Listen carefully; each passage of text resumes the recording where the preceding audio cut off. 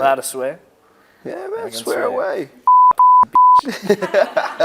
Nah, we fucked this already. Well. What's up? Who thought What have we got ourselves into? I'd be here? This is Kurt Schwerdt, Kurt Swifty, Kurt the Schwerdt, the man. Carl Golly on the cam, in front of the cam now. I brought the No.One Network television. This was like a big moment, I guess, when we were making the brand. And then I brought my book, This Is Not Your Ordinary. And that kind of represents a lot of my journey into how I got to doing a lot of the No.One Network stuff. And before all the music and the running around with all the rappers and stuff, it was kind of another part of my life that was pretty important. I made my own book. The title means a lot to me, I guess, if not now, then when. I feel like a lot of people talk about stuff and don't actually do it, or I find myself doing that quite a lot. I thought of this idea of the book, and 3 days later it was printed, being sent to my house. It's got a bit of a journey, friends and family in there, photos, and then my photos from sneaking into events and taking photos, all the way up to my first paid gig taking photos. No one really prints their shit anymore either. Yeah. Allowed to swear? Yeah, man, swear away. Fuck, pussy, bitch. Nah, no one prints their shit anymore. It's all just on a screen. You look at it for 2 seconds and it disappears. This is forever. What do you think is the hardest part of what I do for a living? Everything is so volatile and all over the place. It's being able to plan with longevity. You know, you obviously got an idea of where you want to take your career and what you want to do with it, but you have to go with the kicks each week. You know, when's the next job going to be? When are you going to have enough money to buy that next piece of gear? So you're just kind of like being able to roll with it, roll with the kicks and back yourself. How old were you when you decided you wanted to chase your dream, and what are some memories of that? I think I edited my first video when I was 8. It's me singing AC/DC. I made these stop motions with my wrestling dolls, or like fishing wire, and I'd make like a whole stop motion movie. But at the time I didn't realize it was a dream. It was just some shit I did for fun. It was always editing videos, and then I started a scooter crew, film and like doing jumps in the street and shit like that. And then I edited those videos, and it's like Kurt Schwerdt, director. I spelled director wrong because I still can't spell. I got an IT degree. That was sort of like my backup plan if this turned to shit. It's 0 or 100. What stereotypes do you face within your work? This is a good question. I think the big hip-hop street culture stereotype does get pretty pigeonholed. Kind of assumed that like you're an intimidating, not nice person because you listen to certain themes and sounds. Obviously I like what I do. I love the street culture. I love the rugged and raw. Playing basketball at the park, or like going for a bike ride through the city. Like, you know, that's what I feel like street culture is to me. What do you think the other person does when no one's watching? What do you think I do when no one is watching? Because you're a mysterious motherfucker. I don't know. I feel like at your house you've got some like pinboard with like strings attached to it. You like, you know what's on lock with everyone. You're a little like fly on the wall. The mission, dude, I'm making like crochet in my own handmade pasta, bro. That's what I do. Yeah, no. You had me, bro, because you're so mysterious. I've got no idea what's going on in your brain. I'm definitely like doing nothing. Yeah. I almost go into like neutral mode where you're I just like 0 or 100. I'll put like, some dumbass TV show where I just like can just de-wind. You gotta do it. Yeah. What are some of the craziest times in your life? I went to Europe by myself for 3 months. I worked a year from like 6:30 to 2:30, quit my job, got one backpack, took all my savings and just jumped on a plane. 3 months over there by myself to like 23 cities. I spent like a week on a train by the end of it, like in hours. Damn. Yeah, it was nuts, yeah. And just the things that happened and the people I met and the places I ended up in, crazy. When I came back, I made No.One Network. True. Yeah, so over there I was just inspired, and like the culture and the level of culture I saw and how people took it seriously but also themselves. Like that kind of middle ground we were talking about before, where you can like be yourself and do the street culture thing but also be professional and have like a business behind it. What is your favourite memory of us? It was on the Nerve Gone Stupid video, hey. And I remember geeking because I was like, we were listening to Nerve on the train ride there or something, and I was a big Nerve fan before I moved to Brisbane. And at the end of the shoot, I was like, should I say something? Should I say something? And I just came up to you, I was like, hey man, I'm Kurt. And you're like, hey bro, blah, blah, just the general chat. And I was like, yeah, I take photos. And you're like, send me a DM. And I was like, send you a DM. I think you replied or some shit. And that was sort of it. And it never really turned into anything. I guess that's a pretty cool memory when we first met. Probably don't remember, which is cool. I do remember, and that's also one of my favourite memories, because like those moments where people like put themselves on the spot and come out, because that's kind of like how we're all in this position, was just putting yourself out there. How would you describe your life in 1 minute?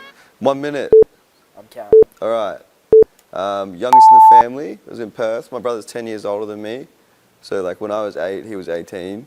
So I get to hang out with a lot of the older kids when I was younger. That kind of turned me into like a little bit of a shit.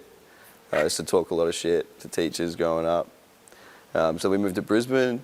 My brother was like a little punker as well, so like I grew up with like Red Hot Chili Peppers and like Wu-Tang and like Sublime and like a lot of that influence from like pretty young age, like Nintendo 64, Halo on the Xbox, and like, so that was like a big part of my life. And then we moved to like the bush and like the mountains in Brisbane, and that was pretty epic. Like grew up with like ducks and chickens and shit and the neighbours' horses and like it was like a bit of out of the city.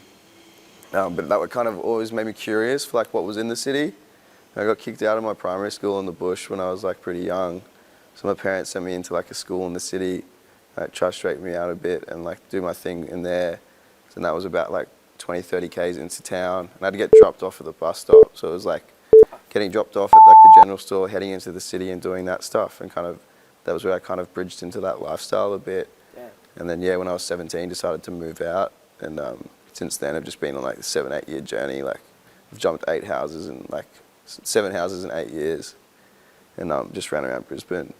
So it was like, bush kid to the city a little bit. Yeah, it's been fun. What did you think of me when we first met? Yeah, I was pretty inspired, I guess. I knew of you before, years before. I remember watching the Wombat and Nerve. It would have been a freestyle or something in Melbourne, a cypher in Melbourne, and you filmed it, and it was on YouTube.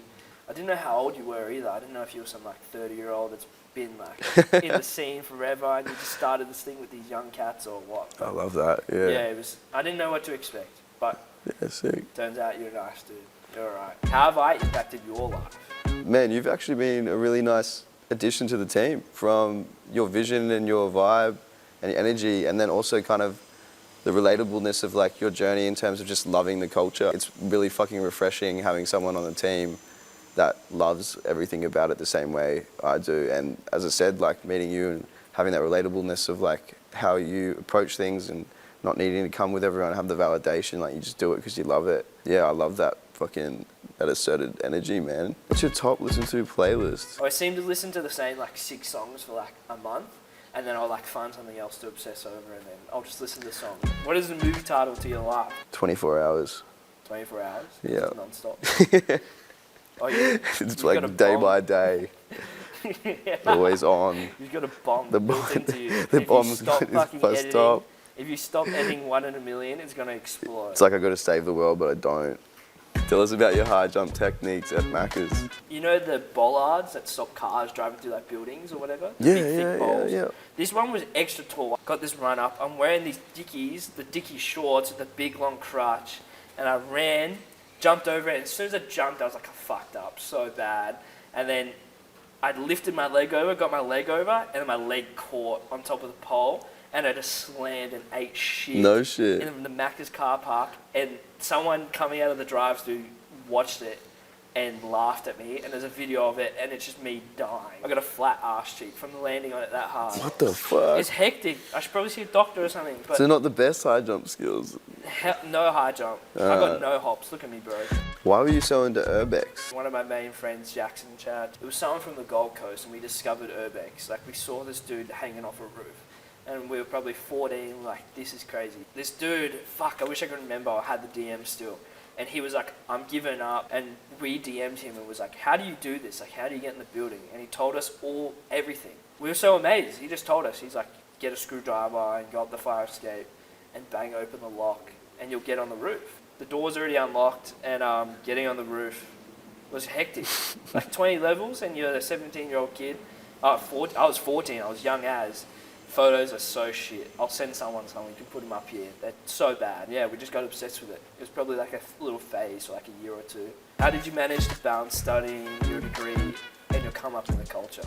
It was fun and games, because it all kind of fed into each other, like living out at home and then being around all the music and stuff, and then obviously needing to work, and then having to study as well to kind of distract me from that, and then come back to that world, you know. Everything wasn't the one thing.